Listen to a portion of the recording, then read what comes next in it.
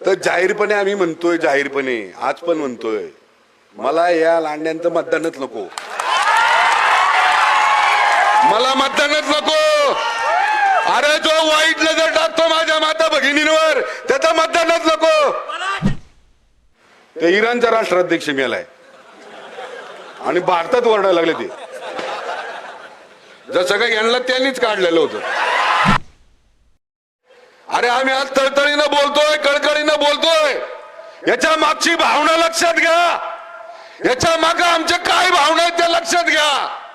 अरे आज जर बोललो नाही, आज जर आम्ही फिरलो नाही, आम्ही फक्त आमदार म्हणून आम्ही आमच्या ऑफिस मध्ये निवांत बसलो, उद्या ही घटना माझ्या घरात घडेल, उद्या ही घटना तो ट्रोल करतो त्याच्या घरात घडेल, त्याच्या गावात घडेल, त्याच्या गावातलं घर, त्याच्या गावातली अस्मिता, देव, धर्म सगळं संकटात येईल, म्हणून आम्ही सगळीकडे फिरतोय।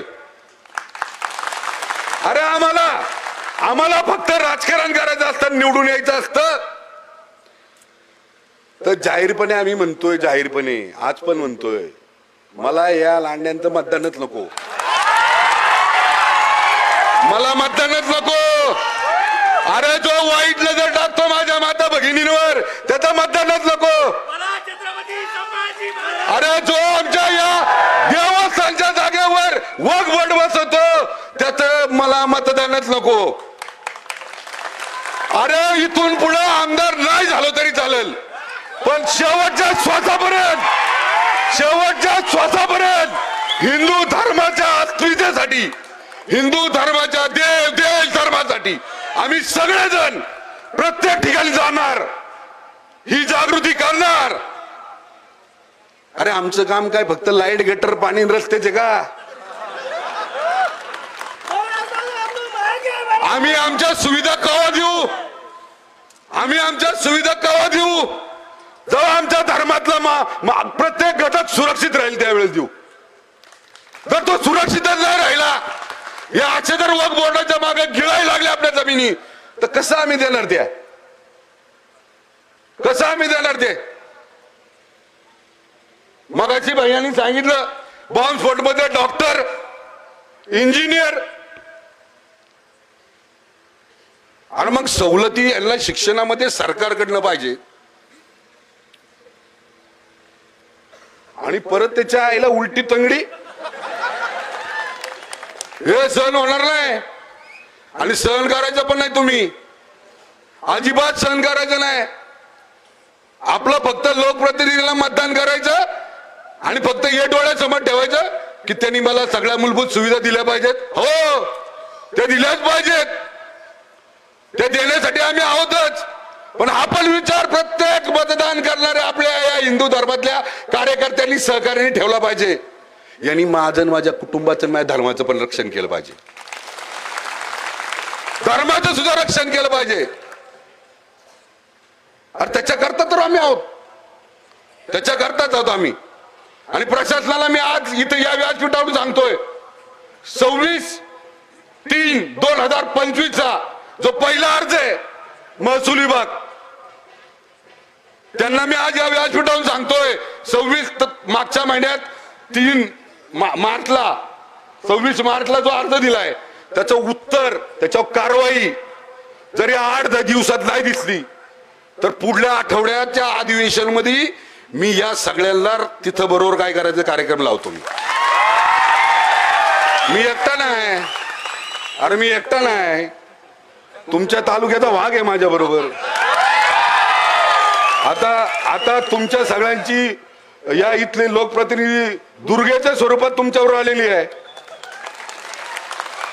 आणि भैया तुम्हाला सॅल्यूट आहे, तुमच्याबद्दल गाडी देताना ऐकलं मी। पोलीस प्रशासनाने लक्षात घ्या, पोलीस प्रशासनाने लक्षात घ्या, मी फार आदर करतो, फार नम्रपणे आदर करतो कायद्याचा,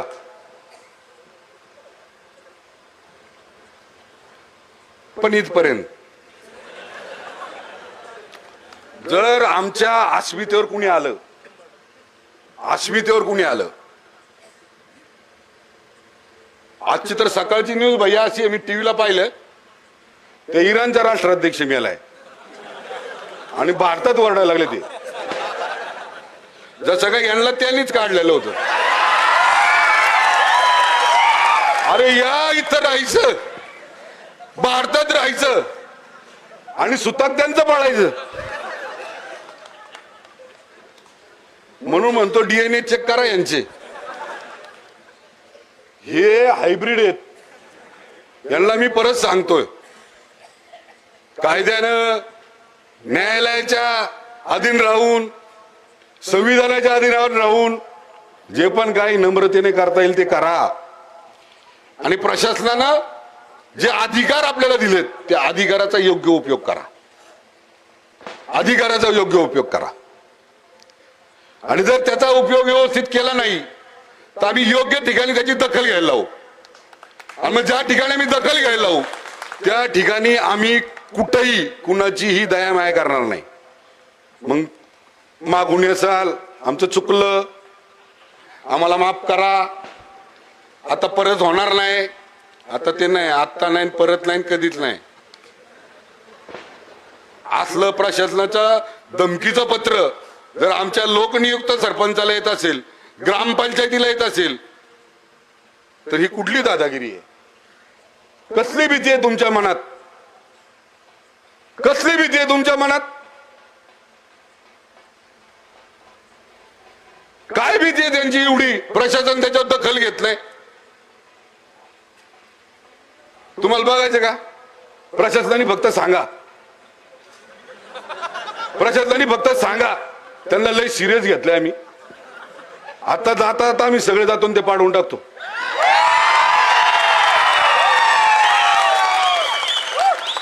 मग परत म्हणू नका कायदा सुव्यवस्था बिघडली म्हणून, परत म्हणू नका कायदा सुव्यवस्था बिघडली म्हणून.